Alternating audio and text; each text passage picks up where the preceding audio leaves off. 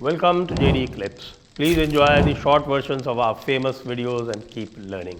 And don't forget to subscribe. जब Trump पे यहाँ पे अटैक हो सकता है अमेरिका पे, तो क्या मोदी जी का पोलैंड और यूक्रेन जाना क्या बहुत ही खतरे की बात है या कुछ खतरे की बात नहीं है? थैंक यू विभूति जी, मेरे को यहाँ बुलाने के लिए जयपुर डायलॉग्स पे हमेशा अच्छा लगता है। जब भी आपसे बात करते हैं बड़ा कुछ सीखने को भी मिलता है और बात करने में बहुत मज़ा भी आता है। Thank you. तो इसके बारे में मैं ये एग्री करता हूँ कि मोदी जी का यूक्रेन जाना जो है वो काफ़ी डेंजरस है, काफ़ी ख़तरनाक है। पर अभी ये भी बात तय है कि उन्होंने अभी तक ऑफिशियली अनाउंस नहीं किया। ये बहुत देर पहले उन्होंने कहा ज़रूर था कि वो जाएंगे वहाँ पर ऑफिशियल कंफर्मेशन अभी तक आई नहीं है यूक्रेन जाने की। हालांकि सिर्फ 5-6 दिन ही रह गए हैं। आई थिंक 23 को उन्होंने जाना था, आज 17 तारीख हो गई। तो अगर देखें तो ये पहले तो ये है कि यूक्रेन जाने का जो उनका उद्देश्य है वो मुझे लोगों को लगता है वो बैलेंस करना चाहते हैं जियोपॉलिटिकली। मतलब बैलेंस करना चाहते हैं कि रशिया जा रहे हैं तो आधी दुनिया को खुश करने के लिए वो यूक्रेन भी जाना चाहते हैं। मुझे ऐसा नहीं लगता है।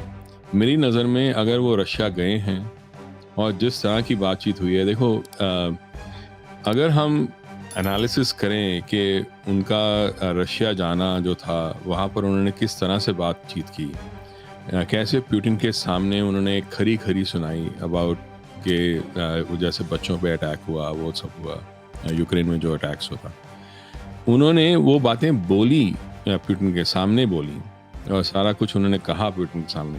अगर कोई और आदमी ऐसी बातें बोलता तो वो पुतिन के लिए ह्यूमिलिएशन के बराबर होता।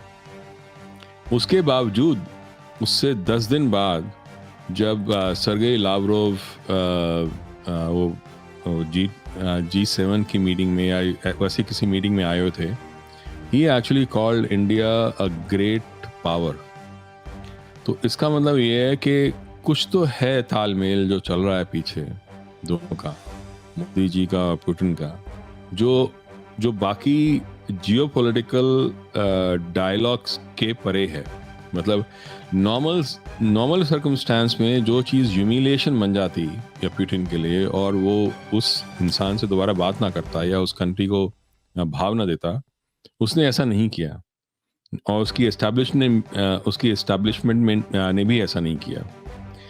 तो मेरे को ऐसा लगता है कि there is something else that like Modi ji had discussed with Putin. Maybe it is about the Ukraine war itself. क्योंकि अगर हम ये लार्जर यूक्रेन वॉर को अगर देखें तो मैं तो जुलाई 2022 से बोल रहा हूँ कि ये लड़ाई यूक्रेन के लिए है ही नहीं। ये लड़ाई तो आर्कटिक सर्कल के लिए है और वो आर्कटिक सर्कल की लड़ाई में रशिया को हारना लाजमी है। क्योंकि अगर रशिया ना हारा फॉर द वेस्ट, अगर रशिया ना हारा तो रशिया विल एक्चुअली कंट्रोल, वो कंट्रोल करेगा almost 50 to 60% of the entire area. अभी रशिया के पास 40 आइस ब्रेकर शिप्स हैं जिसमें वो काफ़ी सारी तो न्यूक्लियर पावर हैं। वेस्ट के पास अगर हम यूएस को लें, यूएस के पास आई थिंक 3 या 4 होंगी मैक्स। तो आइस ब्रेकर शिप्स का मतलब ये है कि वो 12 मंथ्स ऑफ द ईयर वो वहाँ चला सकते हैं।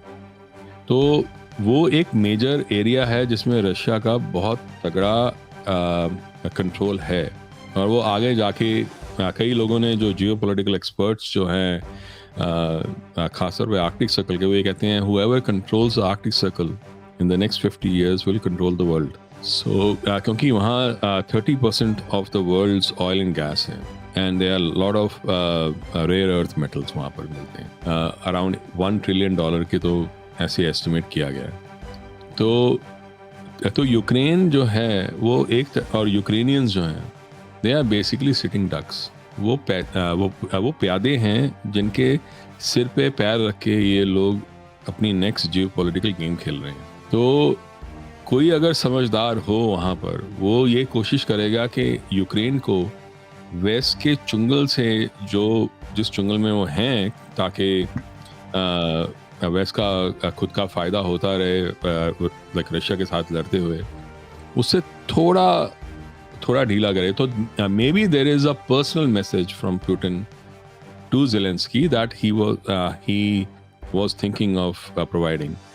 बट जिस तरह के हालात हुए हैं पिछले कुछ दिनों में, खासतौर पर बांग्लादेश के बाद, तो ये खतरा जो है और ज़्यादा बढ़ गया है. बिकॉज सी, वेस्ट जो है, ख़ास तौर पे यूएस, इंडिया से दोस्ती तो करना चाहता है. It wants India but without Modi. So ये एक बड़ा मेजर डिस्टिंक्शन है, बिकॉज वो बात करते हैं इंडिया के बारे में हमेशा, और वो मोदी जी को उस साइड पे करना चाहते हैं. तो वो वैसा ही चाहते हैं कि जैसे यहाँ पर है यूएस में कोई गवर्नेंस तो नहीं है at the leadership level. Because मैं जब इंडिया गया था, मेरे से लोग पूछते थे कि आप क्या सोचते हैं कि नेक्स्ट प्रेसिडेंट कौन बनेंगे. तो मैं उनको कहता था, मैं नेक्स्ट प्रेसिडेंट के बारे में बाद में बात करूंगा, पहले मैं ये जानना चाहता हूँ कि आज प्रेसिडेंट कौन है. क्योंकि बाइडेन तो नहीं है.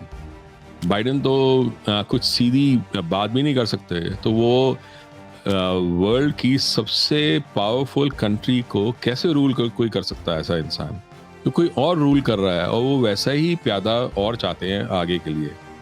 तो इसलिए जो कुछ हो रहा है वो यहाँ खेल खेले जा रहे हैं. इसी तरह से जहाँ जो कंट्रीज उनको लगता है उनकी एडवर्सरीज हो सकती हैं, उन कंट्रीज के अंदर वो ऐसे प्यादे चाहते हैं. इंडिया में पहली बार ऐसा हुआ है कि इंडिया सेल पर नहीं है. इंडिया की लीडरशिप हमेशा सेल पर रही है, चाहे वो किसी के हाथ में भी हो.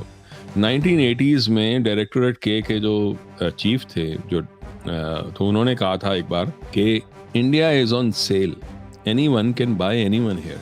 सो ये जो सिचुएशन खड़ी हुई है पिछले 10 साल में, वो वेस्ट के और जो for lack of better term जो लोग डीप स्टेट बोलते हैं, उसके ऑब्जेक्टिव्स के खिलाफ है. क्योंकि मैं कई बार सोचता हूँ, अगर मैं एनालिसिस करूँ as a normal sane person, और यूएस को देखूँ और वेस्टर्न यूरोप को देखूँ, जितनी भी प्यू रिसर्च की आई है स्टडीज, उसमें ये कहते हैं बड़े क्लियरली कि जो इमिग्रेंट्स आ रहे हैं जो यूरोप में, उनकी इनकम, उनकी एजुकेशन, उनकी प्रोडक्टिविटी और उनकी कल्चर, ये तीनों चीज़ें एक प्रोग्रेसिव इनोवेटिव डेमोक्रेसी के खिलाफ है. They are not aligned to that, yet they are the ones who are coming most, and they are pushing them. चाहे वो हंगरी में पुश कर रहे हो, चाहे वो पोलैंड में पुश कर रहे हो.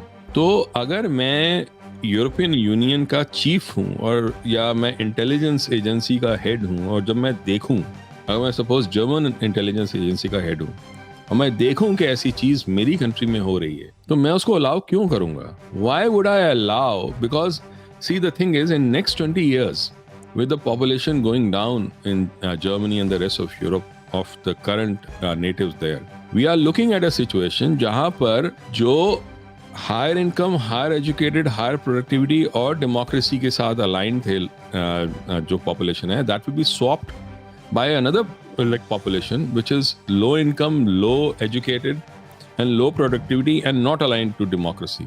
Why would I allow that to happen? And the same thing is happening here. ऐसा नहीं है कि जो लैटिन अमेरिका से या मेक्सिको से जो इलीगल्स आ रहे हैं वो उनके टॉप मोस्ट हैं. उनके टॉप मोस्ट नहीं है. यूएस की इमिग्रेशन प्राइड करती थी उन लोगों को लाने के लिए जो अपने देश में टॉप पे होते थे. इलीगल्स तो वहाँ के टॉप के नहीं है. ऐसा तो नहीं है वेनेजुएला के जो टॉप साइंटिस्ट हैं या टॉप प्रोफेशनल्स हैं वो यहाँ आ रहे हैं, उनकी जेल से आ रहे हैं लोग. ऐसा नहीं है मेक्सिको के टॉप जो लोग हैं वो यहाँ आ रहे हैं. हो क्या रहा है कि हर जगह से वो लोग आ रहे हैं जो वहाँ पनप नहीं पा रहे या वो जेल में है. तो ये जानना जरूरी है कि यहाँ का जो इंटेलिजेंस चीफ जो है, जो वो देखता होगा यहाँ की जो पॉपुलेशन है, जो एशियंस और जो बाकी जो पॉपुलेशन है, वो उनको देखता होगा, वो highly productive, highly educated, highly income वाले जो लोग हैं, वो उनको ना लाते हुए वो ऐसे वाले लोगों को ज्यादा क्यों लेकर आएगा? वो by some estimates almost 22 million illegals have come. वो सिर्फ वो अगर देखें, ये डायकोटमी जो है ना, ये समझ में नहीं आती। ये सिर्फ ये लगता है कि ये ऐसा पॉपुलेशन चाहते हैं जो नेक्स्ट 25 साल के अंदर वो हो जिनको वो पूरी तरह से कंट्रोल कर सकें और वो वापस कभी जवाब ना दे सकें। एक एलीट जो है, जो मैं उसको डीप स्टेट भी लोग बोल सकते हैं, पर एक एलीट है, एक एलीट ग्रुप है जो ये अलाउ कर रही है और जो ये पुश कर रही है। वो चाहती है कि एक ऐसी पॉपुलेशन यहाँ पर आए, ऐसी पॉपुलेशन यहाँ बढ़े जो ना तो इनोवेट कर सके, ना वो ज़्यादा एजुकेटेड हो, ना वो ज़्यादा उसकी इनकम हो। क्योंकि जिस लेवल पे लोग आ रहे हैं ना, बोथ यूरोप में और यहाँ पर, उस लेवल तक हाईली एजुकेटेड, हाईली इनोवेटिव, वहाँ तक पहुँचते पहुँचते उनको करीब 2 जनरेशन्स लगेंगी।